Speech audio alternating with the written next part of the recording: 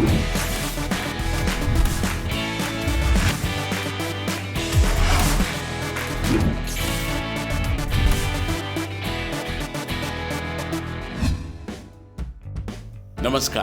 खेलों में खास के साथ मैं हूं संजय बैनर्जी। आप सभी का स्वागत। एक अनुरोध, अगर आपको हमारे वीडियोस पसंद हैं तो कृपया इन्हें लाइक करें और सब्सक्राइब करें। आपका सहयोग ही हमारी मजबूती है। मुंबई इंडियंस ने किंग्स 11 पंजाब को 48 रन के बड़े फासले से शिकस्त दी है। पंजाब को मैच जीतने के लिए 192 रन बनाने थे, लेकिन वो 8 विकेट पर 20 ओवर में सिर्फ 143 रन ही बना सके। इससे पहले अबू धाबी में खेले गए इस मुकाबले में किंग्स 11 पंजाब ने टॉस जीतकर मुंबई इंडियंस से पहले बैटिंग करने को कहा। क्विंटन डी कॉक फिर नहीं चल सके और खाता खोले बिना आउट हो गए। सूर्य कुमार यादव भी 10 रन बनाकर आउट हुए, लेकिन कप्तान रोहित शर्मा ने जमकर खेलना शुरू किया और ईशान किशन ने उनका कुछ हद तक अच्छा साथ भी दिया। ईशान किशन 28 रन बनाकर आउट हुए, जबकि रोहित ने बेशकीमती 70 रन की पारी खेली। रोहित के आउट होने के बाद पोलार्ड और हार्दिक पांड्या ने मैदान में आतिशबाजी की और सिर्फ 23 गेंद पर 67 रन बना डाले। पोलार्ड ने आखिरी ओवर में 4 छक्कों की मदद से सिर्फ 20 गेंद पर 47 रन बनाए, जबकि हार्दिक पांड्या ने उनका अच्छा साथ दिया और सिर्फ 11 गेंद पर 30 रन जोड़े। पोलार्ड और पंड्या आखिर तक आउट नहीं हुए और मुंबई ने 191 रन बनाकर पंजाब को मैच जीतने की चुनौती दी। पंजाब के लिए कॉटरल सबसे किफायती रहे। उन्होंने 1 ओवर मेडन भी डाला और 4 ओवर में सिर्फ 20 रन देकर 1 विकेट भी लिया। जवाब में किंग्स 11 पंजाब ने मयंक अग्रवाल का विकेट जल्दी गंवा दिया। मयंक 25 रन बनाकर आउट हुए। करुण नायर खाता भी न खोल पाए, जबकि कप्तान केएल राहुल भी 17 रन बनाकर आउट हुए। 60 के स्कोर पर 3 विकेट गिरने के बाद निकोलस पूरन ने मैक्सवेल के साथ मिलकर पारी संभालने की कोशिश की, लेकिन फिर पूरन सिर्फ 27 गेंद पर 44 रन बनाकर आउट हुए। उसके बाद मैक्सवेल भी 11 रन बनाकर चलते बने। किंग्स 11 पंजाब के विकेट निरंतर गिरते रहे और अंत तक वो अपनी पारी को संभाल नहीं पाए। मुंबई के लिए बुमराह और राहुल चहर ने अच्छी गेंदबाजी की और 2-2 विकेट लिए। इस समय हमारे साथ former test player Ashok Malhotra मौजूद हैं। अशोक जी, मुंबई इंडियंस ने एक और अच्छी जीत दर्ज की और न सिर्फ जीत बल्कि बहुत कॉन्फिडेंट विक्ट्री कही जा सकती है मुंबई के लिए।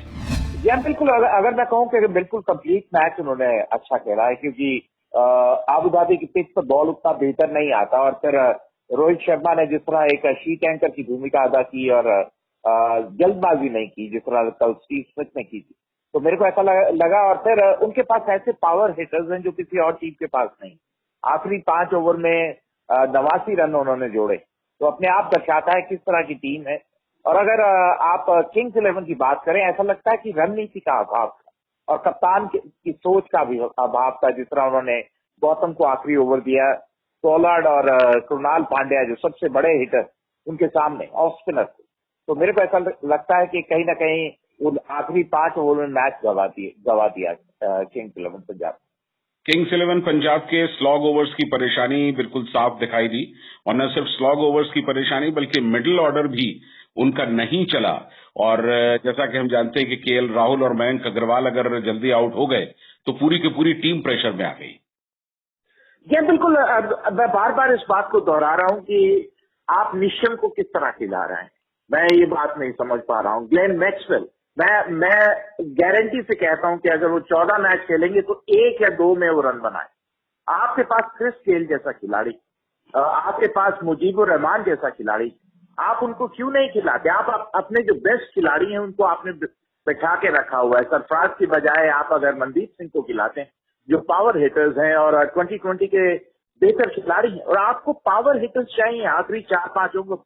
शुरुआत आपकी मयंक अग्रवाल और केएल राहुल कर रहे हैं, मध्य में आपके पास निकोलस पूरन जैसा खिलाड़ी, तो कहीं ना कहीं आपको जो लेट आखिरी 4 ओवर में उसमें हिट मारने वाला खिलाड़ी चाहिए। तो आपको बेहतर टीम खिलानी होगी। मैं नहीं जानता हूं कि कुंबले है या केएल राहुल की गेल को ना खिलाना, लेकिन कहीं ना कहीं अपनी अगर अच्छा करना है तो फिर अब बेहतर टीम मैदान पर उतारनी होगी किंग्स 11 पंजाब। अशोक जी, एक और बात है, अगर आप देखें तो डेथ ओवर्स में पंजाब के बॉलर्स सामने के बैट्समैन को रोक नहीं पा रहे हैं और पंजाब के बैट्समैन रन्स नहीं बना पा रहे हैं, यानी कि असली प्रॉब्लम इनकी डेथ ओवर्स है, चाहे बैटिंग हो या बॉलिंग हो।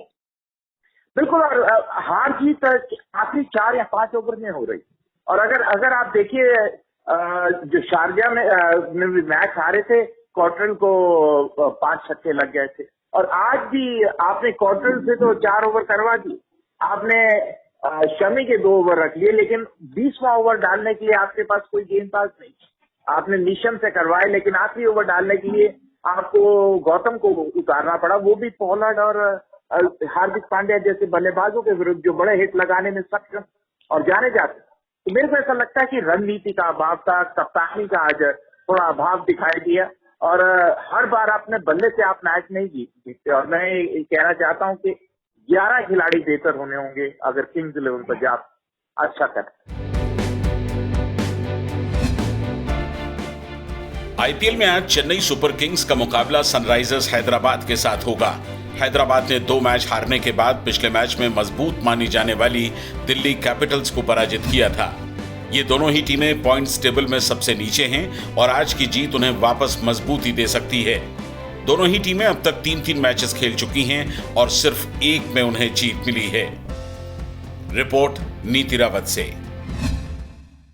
चेन्नई सुपर किंग्स के लिए एक सुकून की खबर यह है कि अंबाती रायडू और ड्वेन ब्रावो पूरी तरह से फिट हो चुके हैं और आज इन दोनों के ही टीम में होने की बेहतर संभावनाएं हैं। जाहिर है कि इन दोनों की मौजूदगी टीम को और मजबूती देगी। चेन्नई ने पहले ही मैच में मुंबई को हराया था और उस मैच के हीरो रहे अंबाती रायडू मांसपेशियों के खिंचाव के कारण अगले 2 मैचेस में नहीं खेल पाए, जबकि ब्रावो कैरिबियाई प्रीमियर लीग के दौरान इंजर्ड हुए थे और उन्होंने आईपीएल के इस सीजन में अभी तक कोई भी मैच नहीं खेला है। चेन्नई और सनराइजर्स की टीम्स को आईपीएल में शुरू से ही सबसे बैलेंस्ड माना जाता रहा है, लेकिन इस बार दोनों टीम्स को पहले 3 मैचेस में से 2 में हार का सामना करना पड़ा और इसकी वजह उनके मिडिल ऑर्डर का बैलेंस नहीं होना था। रायडू के फिट होने का मतलब है उन्हें खराब फॉर्म में चल रहे मुरली विजय की जगह लिया जा सकता है, लेकिन ब्रावो को फाइनल 11 में शामिल करने के लिए टीम को पूरे बैटिंग ऑर्डर में ही बदलाव करना पड़ेगा। केदार जाधव का खराब फॉर्म भी सीएसके के लिए परेशानी का सबब है। ब्रावो की जगह सैम करन को लिया गया था और उन्होंने अभी तक चेन्नई की तरफ से पहले 3 मैचेस में अपनी गेंदबाजी और बल्लेबाजी दोनों से प्रभावित किया है। ब्रावो को टीम में रखने के लिए धोनी को शेन वॉटसन या जॉश हेजलवुड में से किसी एक को बाहर रखना होगा। दूसरी तरफ केन विलियमसन के आने से सनराइजर्स का मिडिल ऑर्डर मजबूत हुआ है और टीम अपनी पहली जीत दर्ज करने में भी सफल रही। जॉनी बेस्टो और डेविड वार्नर भी कंट्रीब्यूट कर रहे हैं और ऐसे में उनकी टीम किसी भी तरह की ढिलाई बरतना नहीं चाहेगी। सनराइजर्स को मिडिल ऑर्डर में एक बिग हिटर की जरूरत है क्योंकि बेस्टो, वार्नर और विलियमसन के नहीं चलने पर टीम परेशानी में पड़ सकती है। कश्मीर के अब्दुल समद ने उम्मीदें जगाई हैं, जबकि प्रियम गर्ग और अभिषेक शर्मा कोई असर नहीं छोड़ सके हैं। चेन्नई के दीपक चहर, हेजलवुड, करन, रविंद्र जडेजा और पीयूष चावला दुबई के धीमे विकेट पर उपयोगी साबित हो सकते हैं, तो वहीं सनराइजर्स के लिए डेथ ओवर्स में टी नटराजन ने अच्छा किया है। टीम के पास T20 में नंबर 1 गेंदबाज राशिद खान भी मौजूद हैं, जिसने दिल्ली कैपिटल्स के खिलाफ 3 विकेट लेकर टीम को जीत दिलाई थी। स्पोर्ट्स जिंदगी के लिए आईपीएल अपडेट के साथ मैं नीति रावत।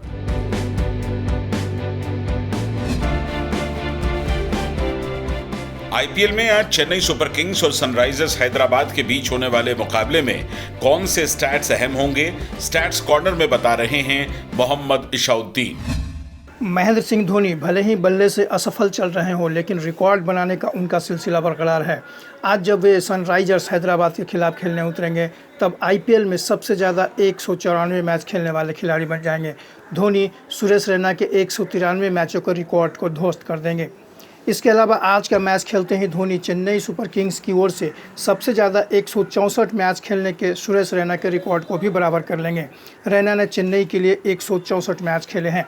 इसके अलावा धोनी अगर आज के मैच में 24 रन बना लेते हैं तो वे आईपीएल में 4500 रन पूरे करने वाले 7वें खिलाड़ी बन जाएंगे। इस मैच में हैदराबाद के मनीष पांडे को भी 3000 रन पूरे करने के लिए 69 रन की ज़रूरत पड़ेगी। हैदराबाद के अफगानी गेंदबाज राशिद खान के लिए भी आज का मैच उनका 50वां मुकाबला होगा। हैदराबाद के लिए भुवनेश्वर कुमार, शिखर धवन, डेविड वार्नर और नमन ओझा पहले ही 50 मैच खेलने का कोटा पूरा कर चुके हैं। चेन्नई सुपर किंग्स और हैदराबाद के मैच दुबई में खेला जाएगा। यहाँ पर दोनों ही टीमें अपना मैच इस सत्र में हार चुकी हैं। वैसे दुबई में पहली बार दोनों टीमें आपस में भिड़ेंगी। इससे पहले 2014 में जब दुबई में चेन्नई ने 2 मैच खेले थे तब उसे दोनों में जीत मिली थी। इसी तरह हैदराबाद ने भी 2014 में अपने दोनों मैच जीते थे। चेन्नई के लिए शेन वाटसन अक्सर लकी खिलाड़ी साबित होते रहे हैं।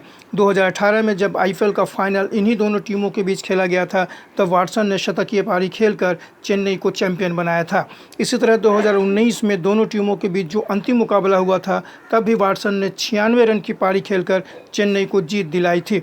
आईपीएल के पिछले 6 मैचों में से 5 में चेन्नई और 1 में हैदराबाद को जीत मिली है। कुल मिलाकर 12 मैचों में से हैदराबाद केवल 3 में जीत सका है, जबकि चेन्नई के हिस्से 9 जीत आई है। महिलाओं की चैलेंजर्स क्रिकेट सीरीज 4 से 9 नवंबर के बीच हो सकती है। ये मैच शारजा या दुबई में कराए जा सकते हैं। न्यूज एजेंसी ने बोर्ड ऑफिशियल्स के हवाले से खबर दी है कि टूर्नामेंट की तारीख लगभग तय कर दी गई है, जिसमें 3 टीमें ट्रेल ब्लेजर्स, सुपरनोवाज और वेलोसिटी के बीच सिंगल राउंड रॉबिन लीग होगी। लीग का फाइनल 9 नवंबर को खेला जाएगा।